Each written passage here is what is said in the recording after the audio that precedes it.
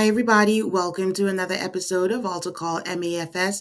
I'm your host, Tane. With me is my co host, Jen. Hi, Jen. How are you doing?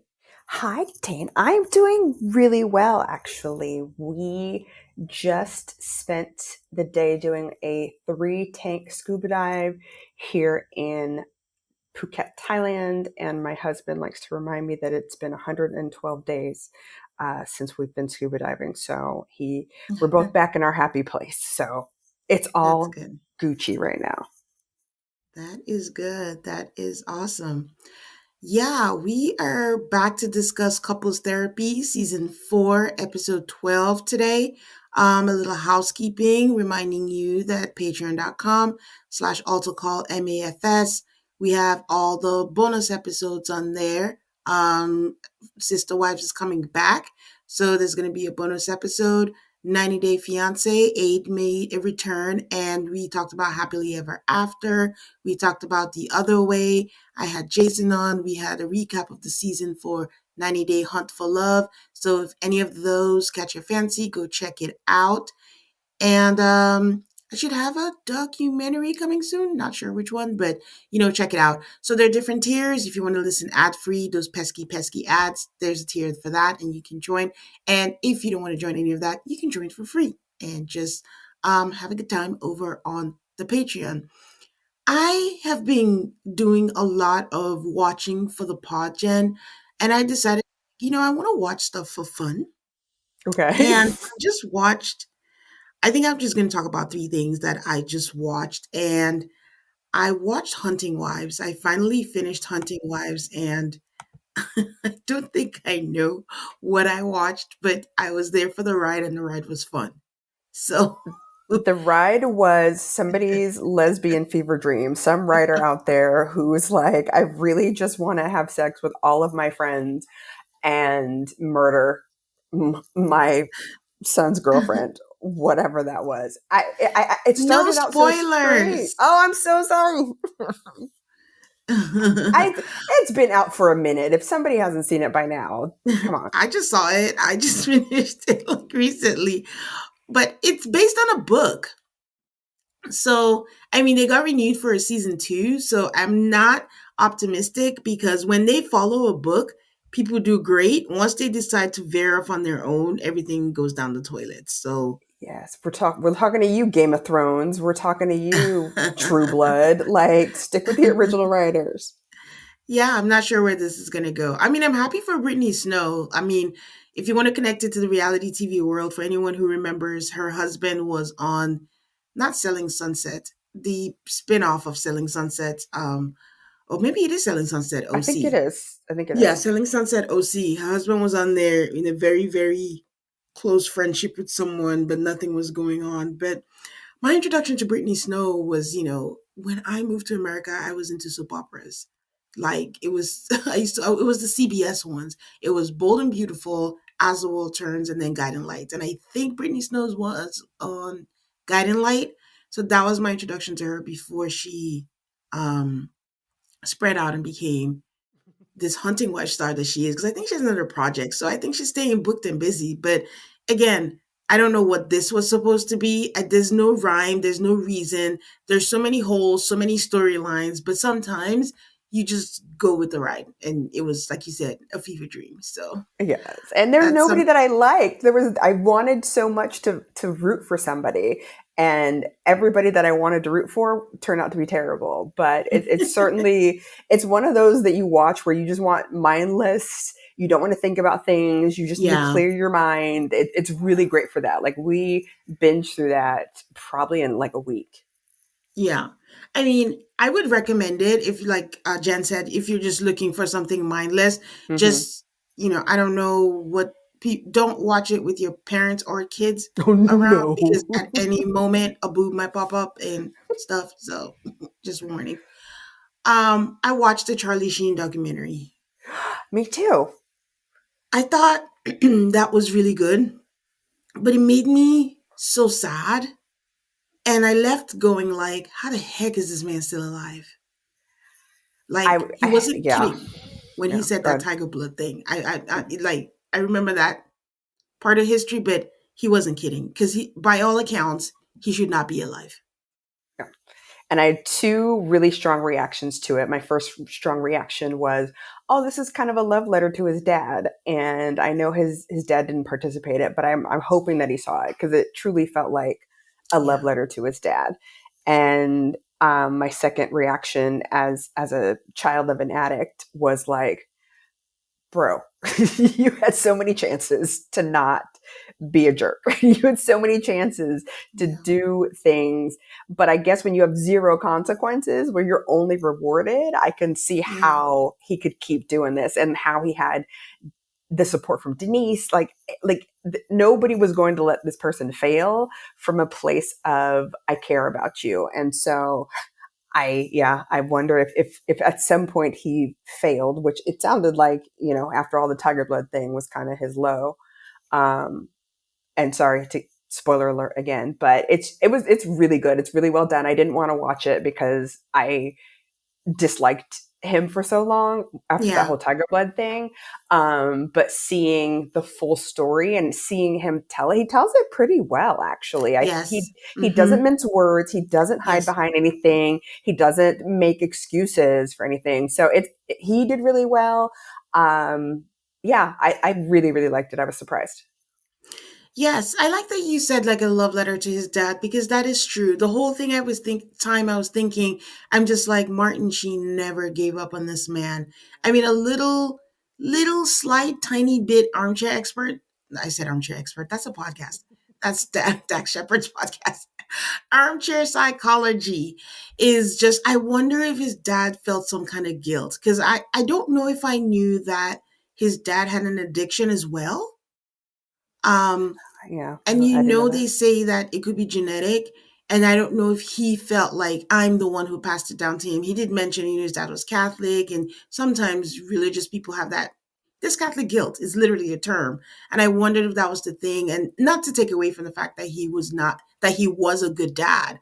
And he was just there with him every step of the way, regardless of what it is, regardless of when Charlie took him for granted. He was just always there. And now I'm thinking maybe it was a good idea not to be involved in the documentary because of course we would want him to be there, but like Charlie said, who wants to relive all that pain? Like, yeah, he went through it, but he caused pain for other people in his life. Him and his brother Emilio decided not to partake of it, but it seems like they still have like a good relationship, and it was very well done in that. I always say, like, for books, memoirs, don't write a memoir if you're not willing to talk about everything. And I Exactly. think this was like, if it was a memoir, this was a good memoir. He was not afraid to talk about anything. Like, laid on the table. He got all the right people on there. Denise, I don't think Denise realizes that, or maybe she does, that she was put through the ringer, but she didn't have to go through everything that she went through. And I think, like, I hope she's healing. It sounds traumatic, I guess, for lack of a better word. It is traumatic. The stuff that they went through and the stuff that I'm sure they continue to go through is really dramatic. And yeah, I think hopefully she sought some therapy on herself as to why, you know, she did some of the things that she did that I Yeah. guess if we were armchair psychologists, we would call enabling. Um, but yeah, it's wild what they went through. Without giving anything away, like your one Hmm. word reaction to his friend, I forget the black guy's name. Hmm. That guy. So, what's your one word reaction to him and your one word reaction to Sean Penn? Oh, one word reaction. I think his friend's name was Todd or something. My one word reaction was like, I'm glad he has him. Well, it's not one word. I'm just gonna say what I'm glad he had him. But then it got to a point where I was like, well, where's the line between being a good friend and enabling him? So yeah. And then who was the other person you asked about? Sean Penn. Sean Penn. My one word reaction was like, that's Sean Penn. Like, it didn't click until it was then, and I was like, wait, hold up. I think that just said that was Sean Penn, and I was like, this is Sean Penn. Like, oh, okay, okay. He's been through some stuff. But yeah, but anyways, another one I recommend. Like, be ready to he just goes into the ugly. And I hope he is clean, for his daughters. I noticed that one of his daughters did not show up also, and they did not address that at all. And I think she also sometimes has a contentious relation. I think that's the one who had the OnlyFans when Denise also got one too, and they had their own show. Wild things that I didn't watch, but yeah, I hope he's in a good place and he's been giving a 156 chance at life, and I hope he takes advantage of it. The last thing that I watched was on Paramount Plus, home of where couples therapy is, and it's called Thirst Trap. Well, this is a show about some guy on TikTok, William White, who apparently was giving joy to a lot of middle-aged women during the pandemic. He basically just lip syncs to old school music, and these women were swooning because I'm guessing there's a lack of joy in their lives and relationship, and they're thirsting over this boy who was like 19 at the time or 20, and they made fan clubs. They sent him money, and he lived in Canada, and they went all the way. They organized like a road trip to go visit allegedly Canada, but then they were trying to find him again. He's 19, and they're like late 40s. So it Ugh. was, to me, I think the most fascinating thing about this to me was connecting it somehow in some way to unknown number, where there's this thing where because we don't know where the line is and parasocial relationships are on the rise, where people think they know someone because they follow them or they're fans of them on social media, and then the line between inappropriate, it's not blurry, it's crossed, and things just went out of hand, and he's struggling with his mental health, and that's till today. And I don't know that it was very well done, but I think the meat of the subject matter, which is just like, how are we as a country seeking joy through a 19-year-old and crossing boundaries with him? One lady even said, like, oh, he reawakened her sexual journey on her side, not because they slept together, but just because she found so much joy following him and looking at him, and he's so sexy and so hot. And she decided to lose a bunch of weight and go out there and go live life. She needed a 19-year-old hot boy to do that for her. So Oh, somebody send Orna in there. Orna, help these ladies. Aaron's like, I don't have time for this. This is beyond me.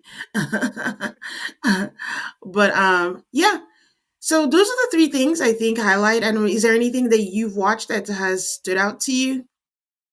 Thanks to you, I'm back on the challenge, Yay. Justice for CT, and we're watching the is it Black Rabbit, that movie or that series on Netflix Yeah. with Jason Bateman and Jude Law, Yeah. and it's a thriller. It keeps you on your toes. It's one of those. I think we've got two more episodes left, and I don't think I've seen Jason Bateman like this before. I guess it's kind of like his character in Ozarks, where he's not a great person, Mm. but there's something about his Bradley Cooper long hair that makes it different. I don't know. It's interesting. It's interesting to see the characters very differently. So we're working our way through that.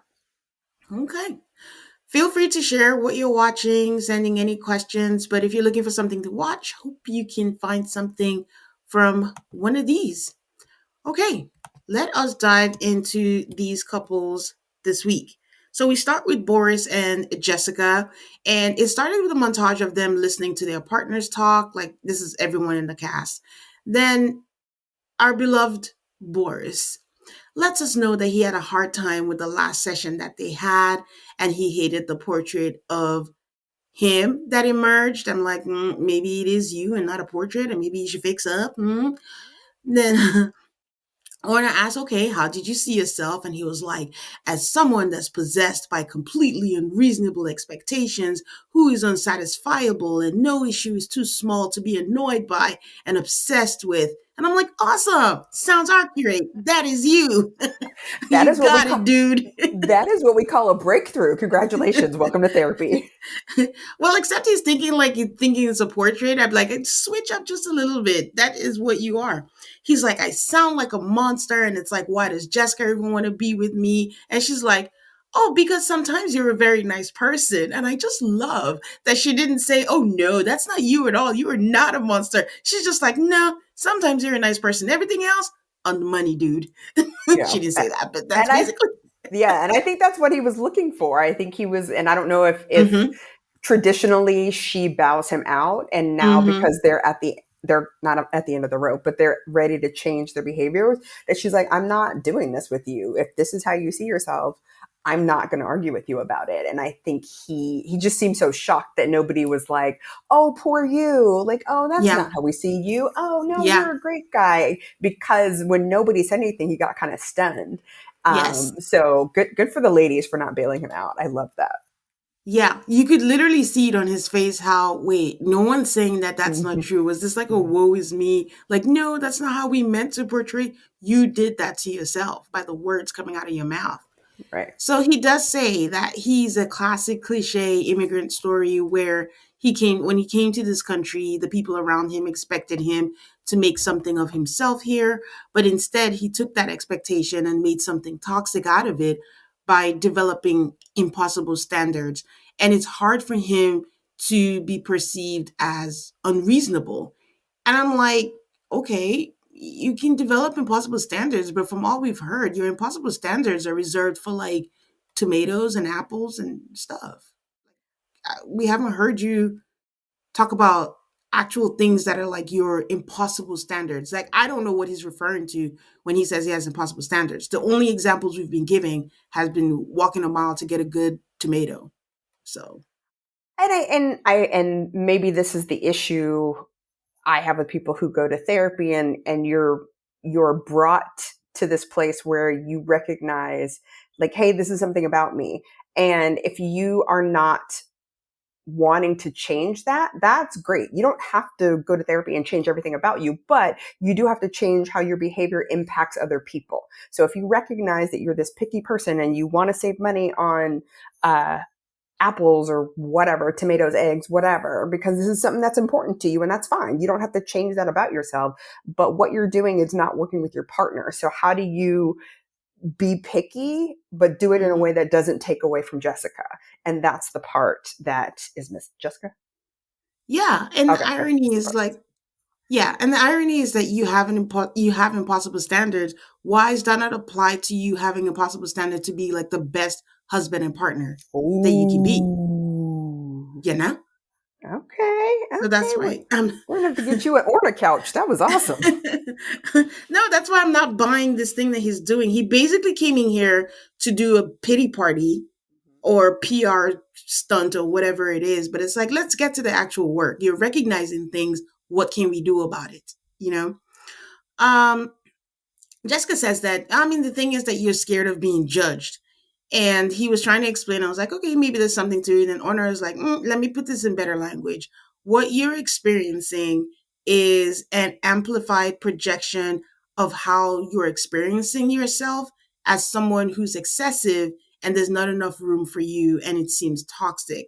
That it's something for him to figure out and not take it as fact, and he says he sees it as a failure to transform himself. And he knows it makes his life so much harder because it misaligns with Jess.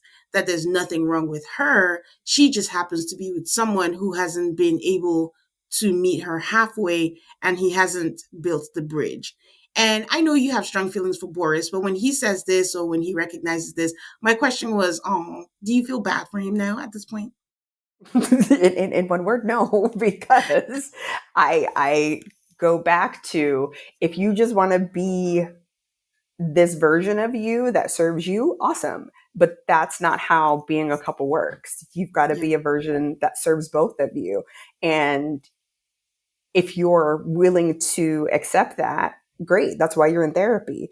But what we've seen so far, he's not willing to acknowledge his role in the parts of the relationship that don't work.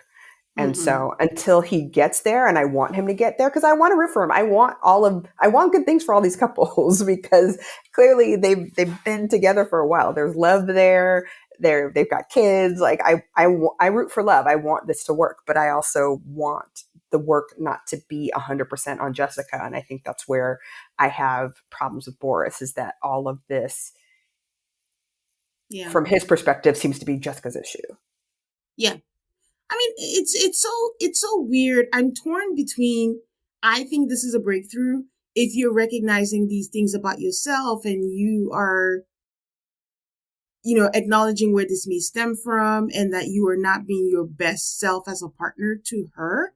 I'm torn between like, okay, we're making progress. And then the other part is like, is this genuine? Is this him just like, oh my God, this is going to be on camera. People are going to look at me as whatever, because it seems like he was trying to be like, I can't say the word. A martyr? Martyr? Yeah, martyr. There you go. So he was trying to be a martyr and just being like, I'm so horrible. Oh my God, she has to put up with Exactly. me. Oh, I'm just what, like, Exactly. is it real? Or are you just saying it because you know it's going to be on camera and and she said it, and Jessica seems unmoved. I want to note that Jessica is not like, oh no, don't feel nothing. She says nothing except the little things that we said. I think she only had like 3 lines this entire episode. And she does say, you are scared of being judged. So that's where I'm torn, is like, this is great if he made a breakthrough, but on the flip side, more that's winning, my brain is saying, like, this was just some kind of make me look good Yeah. And I situation. think that's my frustration with him too, is that Jessica's not an unreasonable partner. She's not somebody that you can't communicate with effectively. She's somebody that's very clear and very concise. Like, you don't have to dig to understand what she means. And I get the sense that she's got that clarity with him all the time. So I think that's why I'm so frustrated with him. One of the many reasons is that you're not with somebody that you can't communicate clearly with. You're not with somebody that can't be empathetic. You're not with somebody that doesn't understand. She clearly understands you. She She's a said therapist. she's a therapist, but she sees you. She sees the parts of you that you find challenging, and she's willing to do it with you, but Mhm. he doesn't give it back, which is frustrating. Yeah. Orna tells Virginia that, or was it Virginia or Boris, that, he uses the term monstrous a lot. And oh, yeah, she was telling Virginia, sorry, that's her therapist, that, she notices that he uses the term monstrous a lot and she kind of feels bad for him. And um, Jessica did mention something about whenever they're speaking, he does bring like a judgmental air. Like he acts like, that thing, that condescending thing where it feels like you're asking a question, but you're not asking because you want the answer. You're asking because you think you're trying to make the other person look stupid. And I think that's what he does to Jessica. And Jessica's like, yeah, and even when you're asking, it brings like a judgmental air. So Virginia says it seems like he needs containment. And Orna was like, yeah, he probably does, but I'm not sure if he regards her as a friendly entity or not. I think basically saying like maybe Boris is feeling out if Orna is the enemy or not. And when I say enemy, I think it's something you said where people go to therapy and you just want the therapist to tell the other person, you're wrong, I'm great. And I think he's going through that metamorphosis, if in fact this is working for him, where he's realizing, like, oh, I may have the problem. Maybe I am being like unreasonable, but it's also like, but is the therapist siding with her and then I'm the bad guy? So I think that's where they are in that relationship. And that would be scary too, as a Boris or any man, where your wife is a therapist and you're seeing a therapist. So I think regardless of how things go, I could Mm-hmm. see why he would feel ganged up on. Like maybe they have a secret code that he's not in on. I don't know. I could see why that would be intimidating. But Yeah. you chose to be here, sir. Okay, anything else with them? Nope. I'm Team Jessica all day. I love her. Okay, gonna take a quick little break and we'll be back to speak about someone who I'm sure doesn't think Orna is a friendly entity, and that would be Nick and Catherine. We'll be right back. And we're back. Okay, I don't get this couple. I feel like what I said last week was completely thrown out the window because I think I said, oh, there's love there, and Catherine is just walking on eggshells and all that, but I don't know. I don't. We say Boris is a villain. I don't know. Nick is something, and I'm not sure what that thing is. Um. Well, speaking of someone, like I said, who's not sure if Orna is friend or foe, this is Nick. They are back in the waiting room, and we get Nick 2. Nick 2 is Nick without the hat. And The he's less cool version. he's telling Catherine that he's so aware of her defensiveness. And I'm like, her defensiveness? Her? Not you? But that he had to sit in the bathroom wondering how to ask her to shut the window. And they're going back and forth about, I guess, how he tells her to shut the window and she doesn't shut the window. And he apparently gives her a list of things to do first thing in the morning. These were the snippets I got. And, as they're talking, we see Orna in her office. She's petting her dog as their voices float into the office, and you can tell like there's some kind of not an argument, but a bickering that's going on. And then she goes over and then she turns over the hourglass for the time. And all that's going through my head is like sands through the hourglass. So are the days of our lives. That's funny. All that was going through my mind was thank goodness for Orna's dog, because Orna's dog was a true champion of this session. No, but also that was cinema. I love the way they just let them bicker, let their voices flow through, let Orna sound like she can't hear anything, is just petting the dog. Then she just not dramatically, but she walks over, turns the hourglass, and I'm like, wow, cinema. Thank you, couples therapy. Okay, so they sit, and then Catherine was like, oh, they got into a fight last night, which they had in front of their kid, and then the kid wakes up in the morning and is telling him to lay off of her. And we both don't have children. There's the caveat. So I don't know how it is, but I don't know how you get to the point where you're so mad and you do it casually in front of the kid.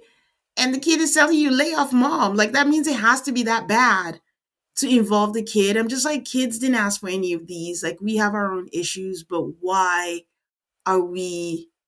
It becomes a burden to them that I'm like, how bad are we in it that we can't stop for a second to think that, okay, let's not just do this in front of the kid?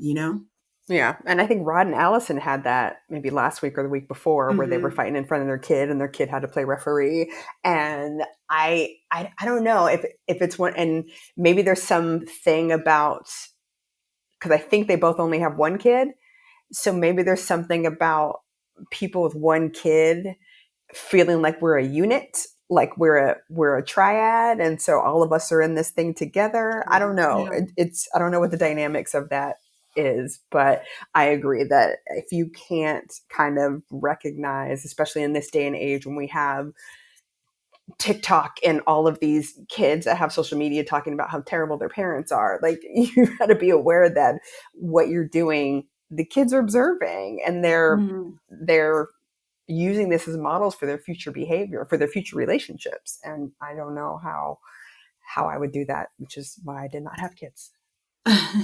There's that where they're a triad. I think that's an angle. And the other part is maybe the resentment is just rooted so deep that you're just blind and you just black out and you're like, nope, I got to get my point out. I don't care if the kid is there or not.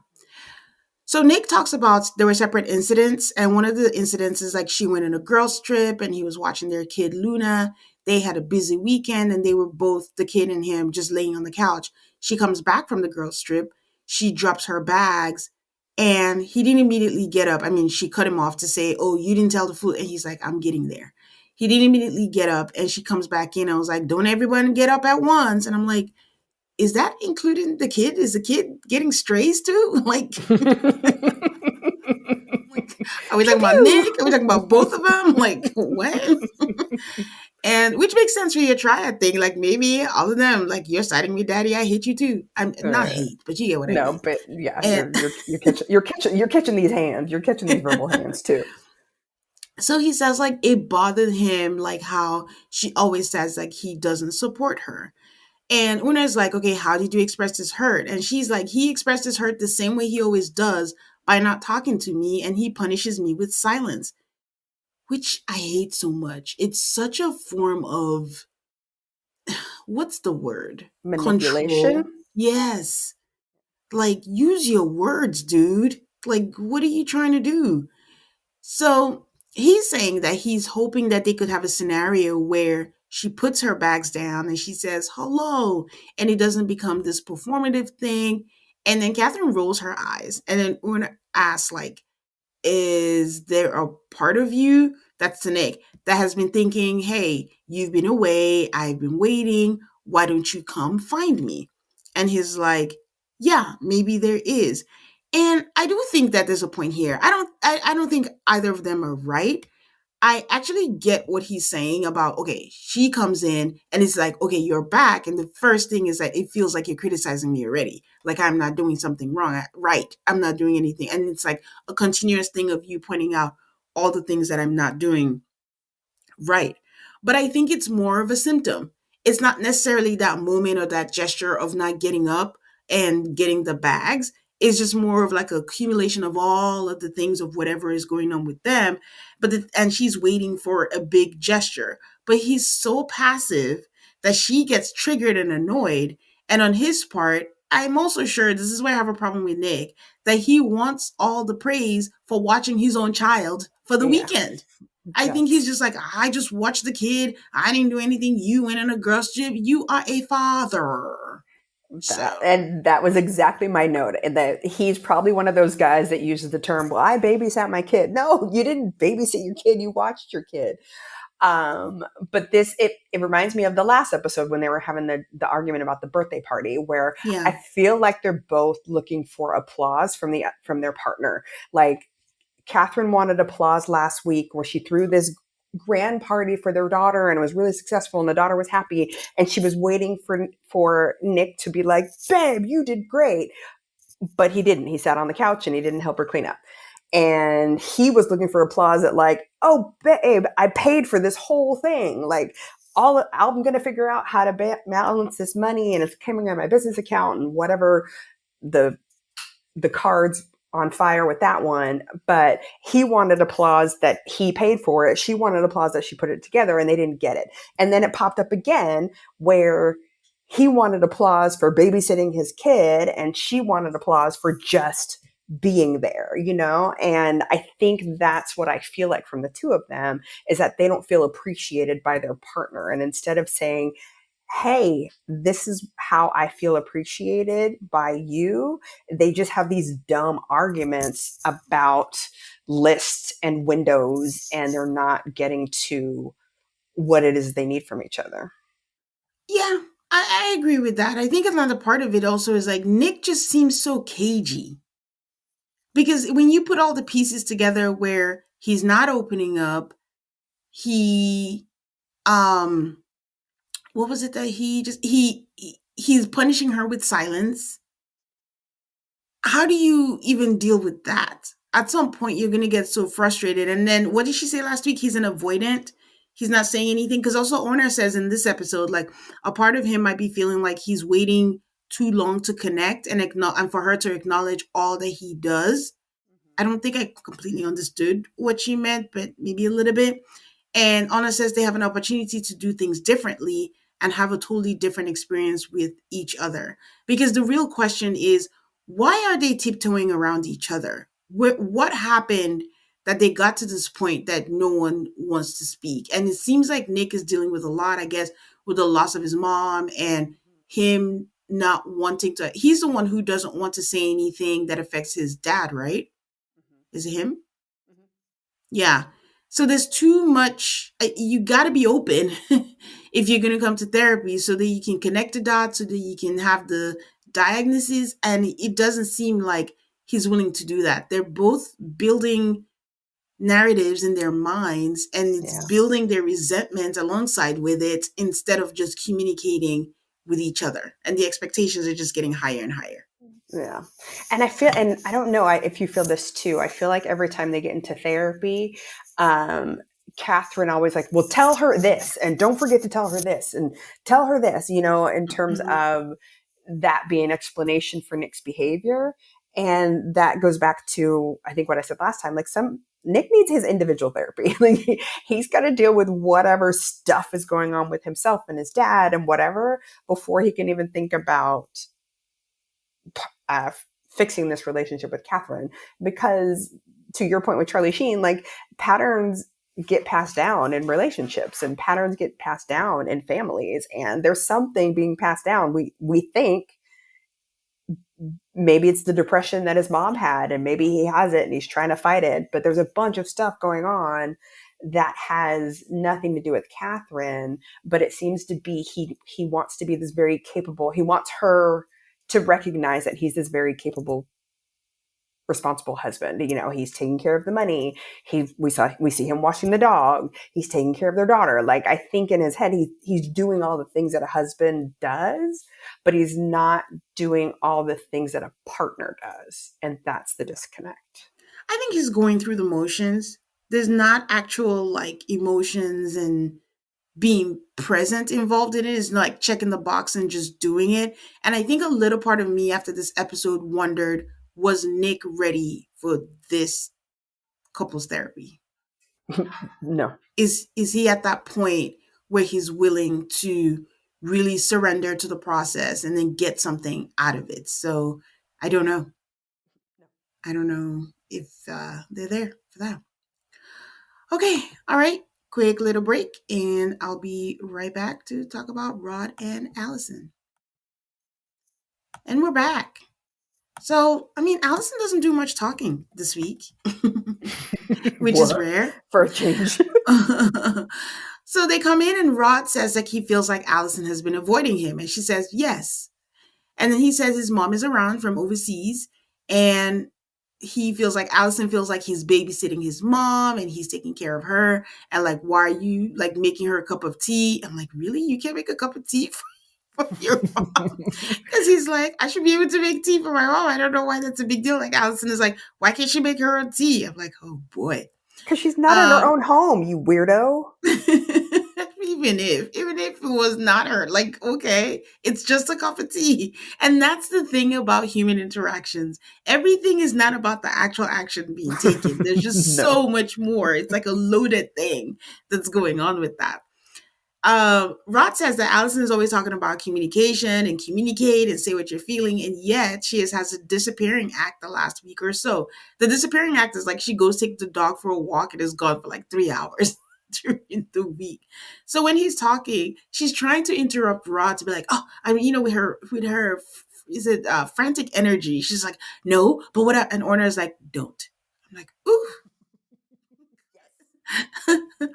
And she's like, okay, I'm not saying anything. Orner's like, yeah, but your body language is. So try to listen without responding with your body. And she's like, okay, sure. I'm like, ah. Then Orner diagnoses that, okay, it seems that in her absence, he was filling it with judgment. And in some way, he was missing her being more involved. He agrees. She asks, what do you do about it? And he's like, nothing. I don't want to cause trouble. This is another person that's so passive. Like, you think you're keeping the peace because you're not doing anything, but not doing anything is annoying in itself. You have to do something. Like, nothing's going to change because, again, in some way, indirectly, if you're doing nothing, you're putting all the onus on Allison. Well, but So, to Rod's defense, because out of the myriad of husbands that are not great dudes, like, I think he's trying the best as he can, because he's definitely with somebody that he's damned if he does and he's damned if he doesn't. And I'm going to do the one that's going to give me the least amount of fire, and nothing gives me the least amount of fire. I'm going to counter that. I'm going to counter that with, yes, I'm going to counter that with sometimes in the dynamic where the wife is the more outspoken, more, whatever person, immediately people cast them as the villain. But you forget that, I always say this, only two people in a relationship know what's going on. But if this was who she was, he knew who he married. So don't come fault her for whatever it is that she is now. Even this, frantic energy, this over talking, this like where it seems like she's always antagonistic. I'm pretty sure he knew that. And I'm pretty sure at some point he was like, you know what? I like that about her. I like that fiery thing. I don't want him to come now and use that as an excuse, because it could be frustrating for her, for him doing nothing. Like, is she innocent? No. But is she expecting stuff from her husband? Yes. And he's not doing anything. And I don't care that he comes in and, you're speaking calmly and you're saying this, that doesn't automatically make you the better dude or the more innocent one. I don't, how is he trying? Because he's calm? I don't know. I'm just not willing to Mm, give him. I know compared to the guys, maybe he's not coming off as a villain, but because everyone's journey is different, I just feel like he's showing up and speaking like he should. And it's bare minimum. You should be a husband and you should be, be decent. well, then I'm going to counter your counter and say that Allison is definitely one of those people, and we've seen it with Orna, that she will deny if he says to her, like even with Orna, she was like, "Hey, you're being confrontational." She's like, "No, I'm not." "Yeah, you're doing this X, Y, and Z." "Okay, yes, I am." So I don't know if Rod has the tools to be able to kind of not confront her, but get her to a place where she recognizes what she's doing. Hmm. You know what I'm saying? Because she even Yeah. denies it. And I'm sure if he says to her, "Look, babe, you're being a little terse and you're being a lot." He even said, like, "You were gone for 3 hours. I think you're avoiding me." And eventually she said, she said it in therapy, "Yes, I am." But I could Yeah. imagine if he says that at home, she says, "Oh no, I just wanted my time and you guys didn't need me and I was just walking the dog and I enjoyed being." So I think he probably, and this is wild assumptions because we're not in their homes, but Yeah. based on Yeah. how I've seen her interact with Orna, I could see how that could happen for them at home.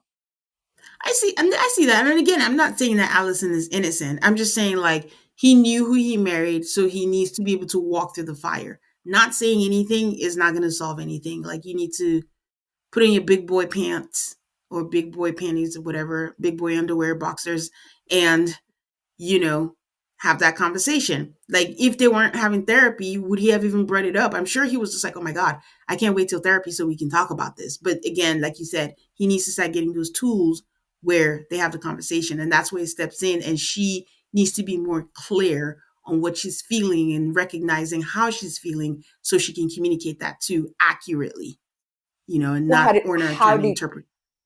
what is your interpretation of her behavior? Do you think that she truly was just like, "Oh, I had time to myself, you were hanging out with your mom," or do you think some of No. that was manipulative? No, no, no. I'm getting there. I Okay, no, I don't sorry. think like it was just time for herself. I think there's also more. I felt I needed more from this interaction from their session this week, but I don't know. Maybe it'll come out later, but no, it wasn't just time for yourself. I think there's more to it that we don't know. Um she okay, when he says no, he didn't want to cause trouble, she pipes in and is like, "Well, it's your mother. I don't have to hang out with her 24/7 since she's here, and since she's here, it's an opportune time for me to have more time for myself." Why this doesn't ring true to me is that she's not working, right? And he's working. How much more time do you need for yourself? What is the opportune time that you suddenly need time for you? Like you can do that anyways on a regular day. I don't know the dynamics of their relationship and her relationship with their mom. I don't know if it's a culture thing. I don't know if it's an Allison thing. But for me, yes, it's his mother, but she's family. Like the way like I'm brought up, like my husband's mom, when she comes into town, we hang out. His siblings, his sisters, we hang out. Like I'm not saying, "Oh, your mom is here, bye. You have to deal with that on your own." That doesn't make sense to me. So that's why I'm putting it out. Like, I don't know if it's an Allison thing. I don't know what their dynamics are. If her mom comes, is he like, "Well, that's your mom. You take care of her"? That's a strange concept to me. But I don't know if that's their culture and that's how they deal with things. So that didn't make sense to me. Yeah, and I'm with you, and that threw me off too, because I Scott and I don't go to church, but you know what we do when his parents are in town? We go to church.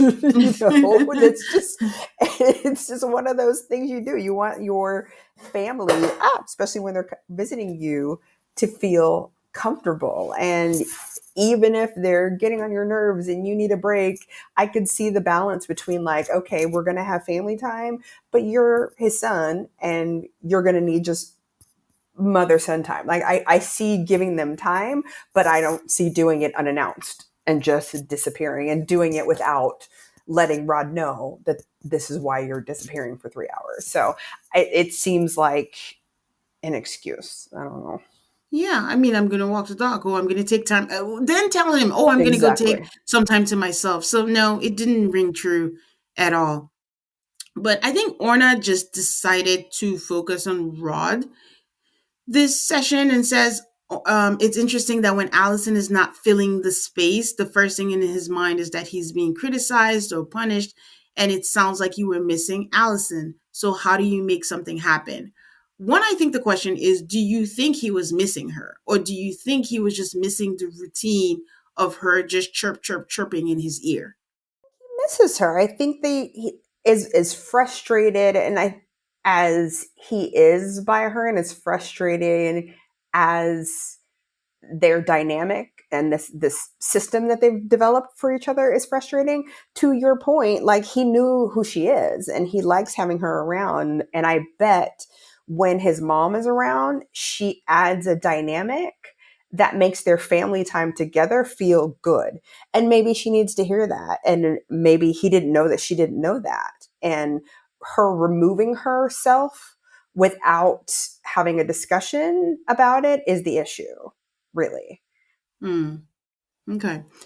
Well, something surprising that Orna says that I was surprised and I was like, I don't know if I agree with this.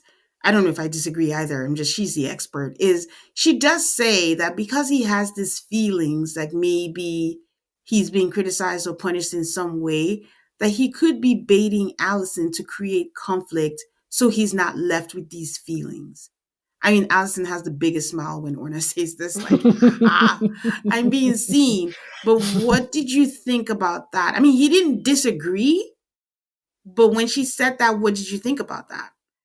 I think there's some truth to that. I think there's some truth to, there's a couple reasons why somebody pokes the bear. They either want to see the bear have the reaction or they want the bear's attention. Um, and again, this is their wonky dynamic that they need to shed light on. Um, and so I think that was an aha moment for him.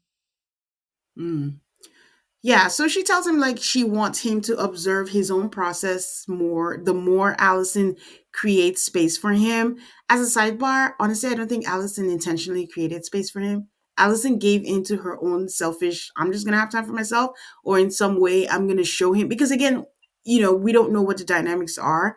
So maybe it's like, oh, I'm going to show him. Like, if I'm not around, this is what happens. I don't know that she was like, you know what? I'm just going to let him be, let him have. I don't think that was the case for this. And to think about what he does want. And he says, you know what, you have a good point. Because even when Allison asks him what is it that he wants, he's always like, I don't know. But, overall, I think Allison was in her best behavior today. I do wish that Orna had asked about his cultural background. I know we detect like a British accent, but I don't know if like, he's origin country, if he's from a different country, if his mom is first generation. We don't know any of that. That I wish would be interesting to find out, what his cultural background is, whether his mom had anything to say about Allison's absence. Is that what spurred him to say anything? Because other than that, does he care that she was gone? Like, you know what? Maybe it is better that she's gone. Or is his mom the one like, oh, why is your wife not here? And maybe does he care about perception? Then he's asking about it. Like, I think all that gives context to us about that. Is that why Allison's like, you know what? Your mom is overbearing. I don't want to be in the same house with her. I'm just going to walk away. And I wish that there was also a follow up from their homework last week, because last week was about intimacy and the things they were supposed to do. How did that work? The mom coming, did that affect that? Was there some kind of progress? Just so I think I was left wanting with their Yeah. session this week. Yeah. But Allison still gives us a sparkly sweater. So yay, Allison. Sparkly sweaters. Sparkly hoodie. Okay, our final couple is Kyle and Mondo. Mondo shares that when they were on Fire Island, that Kyle gave him an ultimatum where it's like either they stay open or this relationship ends. And I'm trying to find, like, I just want to be nice about this. I'm not bored, I'm just like, it's either we shit or get off the pot, where it's like we're talking about this open relationship, and I'm like, it's already happening. Remember last week? I didn't even realize. I thought they were discussing it happening. It is happening. So I don't know what the goal is talking about this all the time, and Mondo being so fixated on this. I am going to talk about, why he's doing this, but Mondo is saying, if I'm trying hard to make an open relationship work, has Kyle given any thought to why he has an aversion to monogamy? Kyle is like, I don't know, a fear of containment, a fear of being with one person only. And Mondo's like, what's wrong with that? Like, what I want to know is, this is me. I want to know, like, his past relationships with, I think he said he's only dated deaf people, and Mondo is the first hearing person that he has dated. Were those relationships open as well? Is that the case? Because I thought that was the reason why why Kyle was wanting openness, was because the majority of the men he is seeking additional relationships with are deaf, and that he wants to explore that. So I was under the impression that Kyle's past relationships were not with other deaf men. Yeah, that's what I'm saying. Oh, no, no, no. Kyle's past relationships have only been with deaf people. Mondo is the first person who he's been with who is not deaf. Oh, I But missed that. whether Okay. deaf or not, I think, have the past relationships been open? I think is what I want to get. Is this unique to Mondo? Because that's an extra layer. If I'm the first person that you're with that you want an open relationship with, why me? Yeah.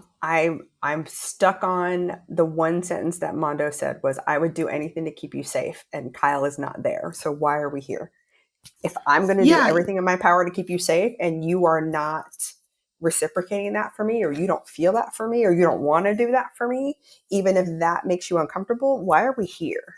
And that's my only, that's my frustration with the two of them. They're not on the same page, and it hurts my heart for Mondo so hard.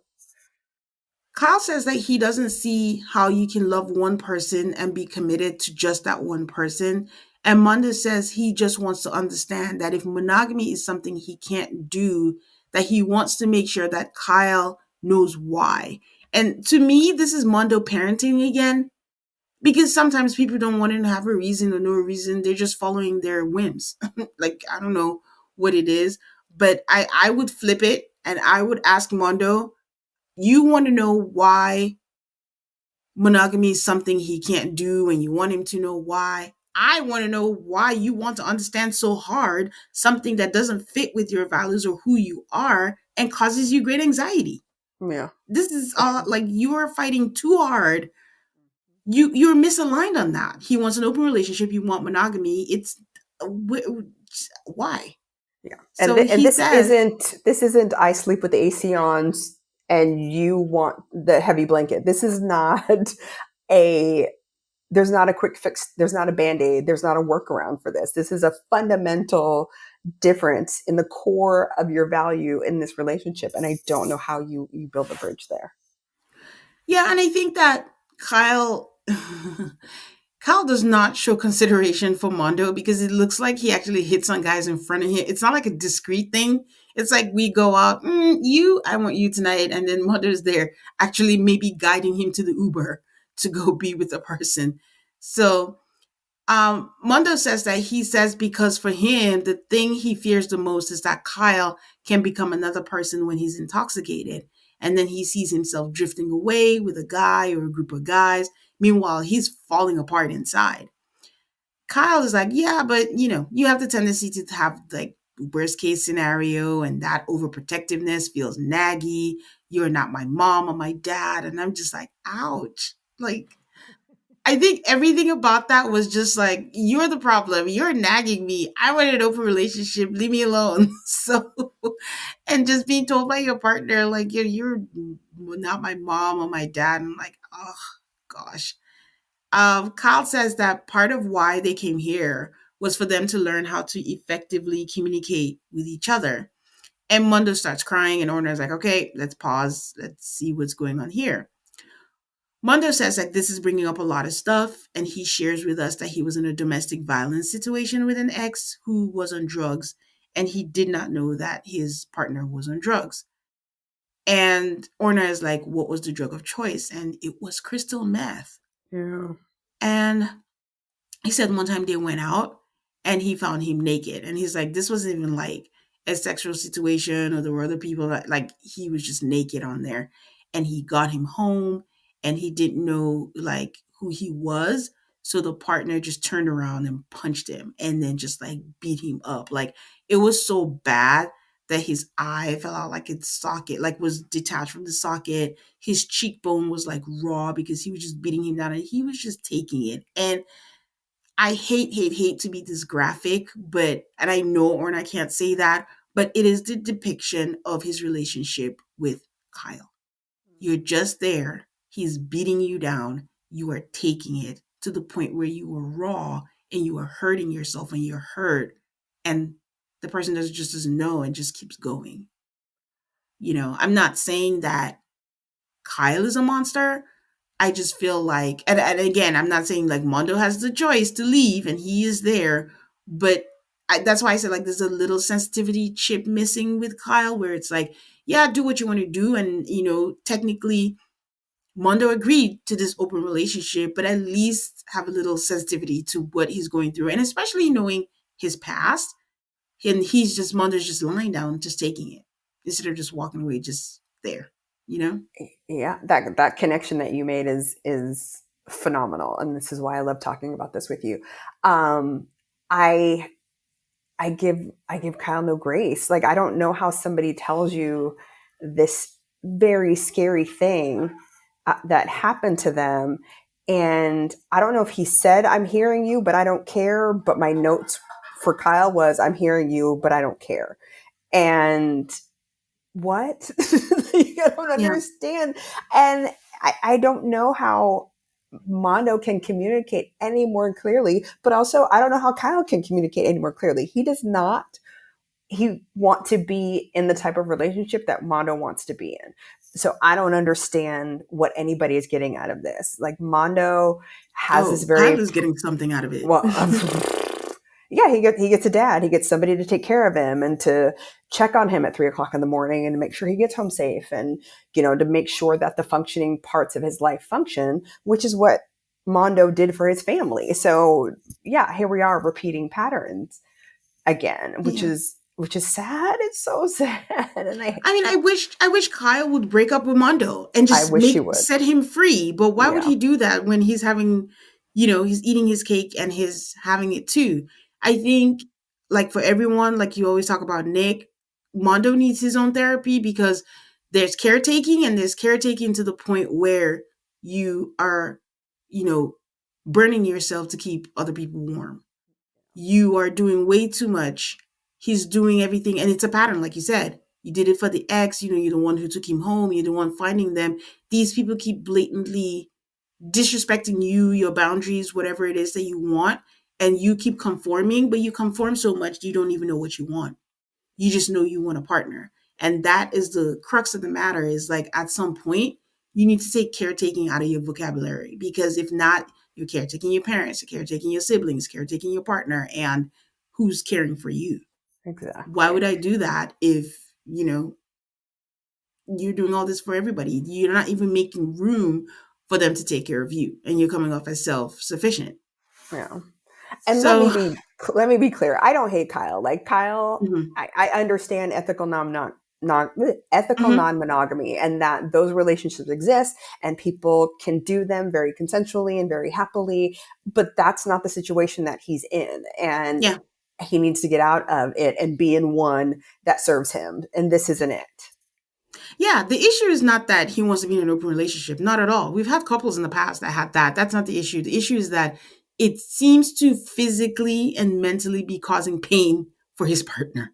Like, this is all he's been obsessing over this, and he's just like in anguish and is like, why am I, basically what he's not saying out loud is, why am I not enough? That is basically everything. And the fact that Kyle seems to be, it's not his intent. I mean, we're going to talk about it. Orna talks about that. But he seems to be flippant about it. Like, I don't know what else you want from me. I made it clear what I want. which is an open relationship. You agreed to it. Why are we still talking about this? You know? But did he agree to it? I sounds like it was an Yeah, he did. He ultimatum. said I he guess if he's I mean if it he's was, still and he there, then he agreed to the agreed to it. ultimatum. Ugh. Yeah, and he said like, I want you to be free. I want you to be happy because I'll do anything for you. So to me that's an agreement. It wasn't like, if you do this I'm gone. No. So he went ahead and he did it. So um after he expressed that the situation with his ex, he says that that openness comes with so much unknown, and he just wants Kyle to know that all these things that sometimes he thinks are minor or innocent, they are big for him, and he just wants to understand why not choose monogamy and keep your partner safe. I don't think Kyle has an answer for him. Kyle is like, this is just what I want to do. Kyle says, like, yeah, because Orna asked him, what do you think? And Kyle says, I understand the association. And my reaction is like, listen, I have this amazing partner and I'm trying to be considerate of his past and and understand that my decision could cause emotional pain for him. But I ain't giving up my openness was silent. He didn't say that, but that was basically just what he said. So Orner is talking with Virginia, and she tells Virginia that Kyle wants to be a good partner, but there's an immediacy of empathy and connection that's not there. But that she also remembers that he said, like, I did not have the experience of being understood literally. So he spent his formative years in isolation, and being with Mondo, she feels, is kind of replicating that. So Orna says, like, it's not obvious to him what Mondo is getting from it. And Virginia says that maybe he's getting so much from loving Kyle and helping, and that's helping him. And in a way, he's treating himself. And I don't understand that. They're the paid people. And it might require Orner saying, yes, I get that, but what about you? And that's all we've all been asking is, what about you? You know? So the episode ends with them in their apartment, and Mondo is doing some. He's fitting clothes on like a mannequin, and I'm like, oh, maybe he has a hookup for Allison. She wants to get back in the workforce. So yeah, that was the episode. I don't know. I don't. Maybe we should start a thing where we say who was our star player this week, and who do we think was our non-star player? I guess like a bouquet and ashes. So I who, was which just thinking couple, that. which couple would have your bouquet for this week? Um, I would. Oh gosh, it's a toss up between Jessica and Boris and Rod and Allison. I guess I'm gonna go with Rod and Allison. Okay, okay. Um, Let me think positive, and I'll go with Boris and Jessica. I would give Boris the benefit of the doubt that he actually made his breakthrough, because even no. Either way, I think either way it's a win-win, because even if it was a PR thing, for you to come up with the story, you had to walk through it, and these are all things that he said out loud. So to me, saying it out loud, him hearing Jessica not dispute the fact that, yeah, maybe you are a monster, you're nice sometimes, that's a win for me. They have meat that they can work on and then move forward with. Who has your ashes? Oh, stupid Who? Kyle. Uh, Kyle and Mondo. If I have to put them together, but individually, I'd give it to Kyle. um, I think I'm gonna give it to Nick. I was really just most annoyed when it got to their point, because this whole passive thing, passive aggressive thing, I don't like it. It's like, stop complaining if you're not doing anything. And I know to some extent, Rod is doing that, but there's something about Nick. I think that added layer of, I took care of her child. Again, this is just us. This is our deduction. He didn't say it out he loud, did. He didn't. but Sorry, based on Nick. everything he's giving us, it's just, I did this and you're not saying this and all that, and then the whole fighting in front of the kid and all that. I don't. Mm-mm. So yeah, he gets my ashes. All right. Okay. We should do a married at first sight who we think is going to make it at the end. I don't Oh think no, I anybody never ever do that breaks because they up. always stay. None of Yeah, them nobody break ever up. breaks up. That's true. Yeah, they always like just stay together. So okay, well that was the episode. I think that maybe progress is being made. If anything, I hope. I don't want to wish that Kyle chooses monogamy because that's him not being true to himself. Like they should both be happy. They shouldn't try to force happiness with each other where one person gives up something. So if that's what, because on the flip side, where Mondo has his trauma, right? Where all that, happened to him, Kyle also has his trauma. I remember his mother refused to admit that he was deaf and he had to come to a place where he didn't really fit in and he didn't have that. If this is his way, whether it makes sense to us or not, and this is how he feels like he needs to be free, please, by all means, I think he should. But if it's hurting somebody when you have a choice to not hurt the person and they could be free, go be free. And then if you change, if things changes years down the line, you're both single, pick back up where you left off. But, you know, I just want happiness for them. I just Mondo just always every week physically looks like he's in pain, Yeah. and it's just tough to watch. Hmm. I mean, Okay. all of these couples should just go scuba diving because you have to work together. You've got to do communication underwater. You've got to do communication on the boat. You're having a shared experience. That would be my prescription for everybody. Go scuba diving in Thailand. Yeah, and then he comes back on land and he still wants to be with other people.